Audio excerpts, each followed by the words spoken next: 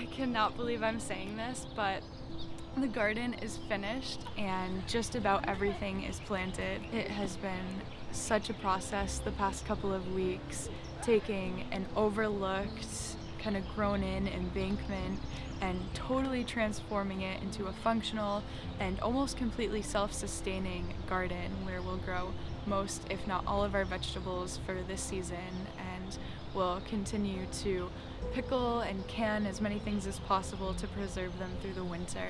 It's really felt like a dream come true. It's become one of my favorite places to be, and I'm definitely going to be spending a ton of time there throughout the summer.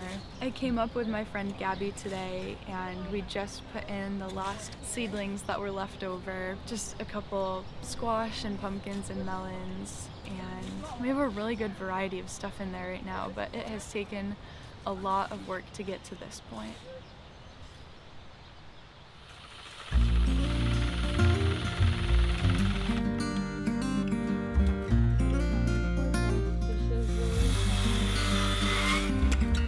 Last week, we left off with the raised beds being completed and now had to install our solar-powered drip irrigation system as a backup for when we aren't there. The instructions said that the control panel had to be shielded from rain, so Kyle built a cover setup and I worked on leveling out more of the garden floor.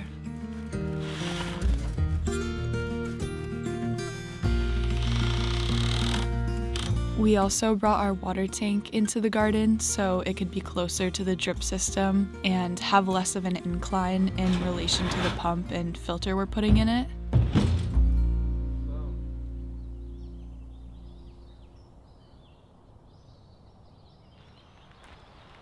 When I began assembling those drip lines, I was honestly a little overwhelmed. There were just so many pieces, and I had to build a custom arrangement for each bed. There were a bunch of different sized tubes that had to be cut and different parts that had to be connected properly and tightly. If even just one section was weak, it could compromise the entire flow, either immediately or over time. So I just went really slowly and got a bit more comfortable with the steps, trying to do it right and well the first time.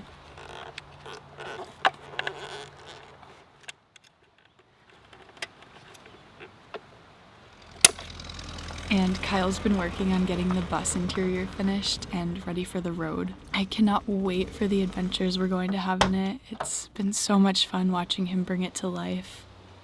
I ended up being able to fit about 16 separate drip lines into each bed, which should easily soak the soil, and the timing is very adjustable on the panel, so I'll just have to run it pretty regularly since raised beds can dry out quickly.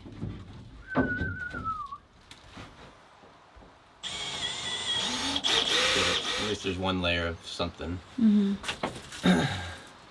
But the ceiling, like it's perfect. It's really working so well. I got the formula down, and it's working.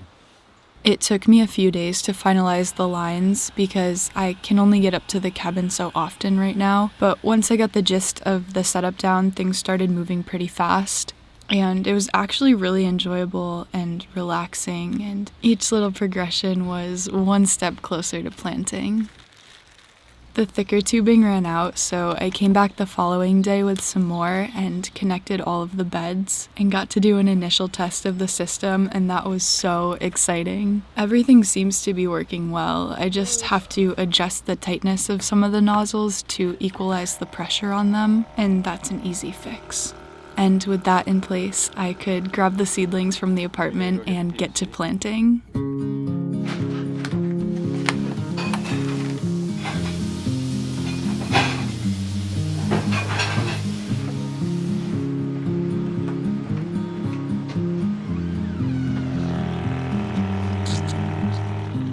I had to weed a little bit first and plan out where each vegetable would go for optimal sunlight. For example, placing taller plants in the back.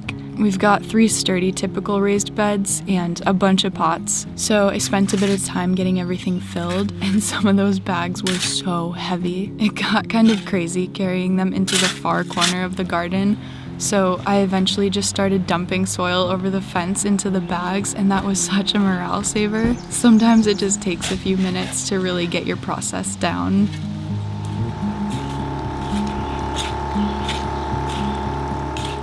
And as eager as I was to get those seeds and seedlings in the soil, I had to bury the drip lines with PVC pipe coverings, and this also just gave the beds more time to get really wet for the transfers. Also, I prefer to get the tricky tasking stuff out of the way first, so when the fun stuff comes around, I can fully enjoy it without those other to-dos lingering in my mind.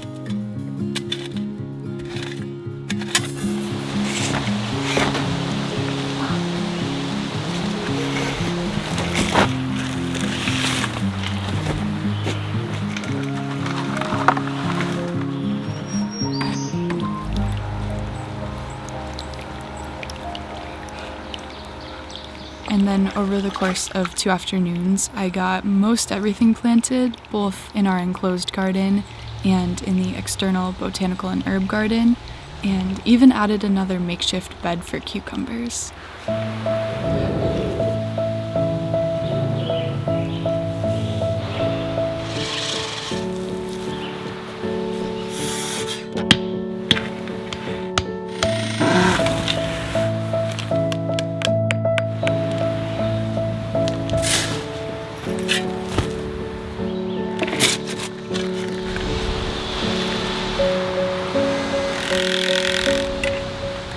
In perfect timing, the day ended with an incoming rainstorm that would nourish all of the new plantings, and it's just so beautiful when things like that in life line up effortlessly.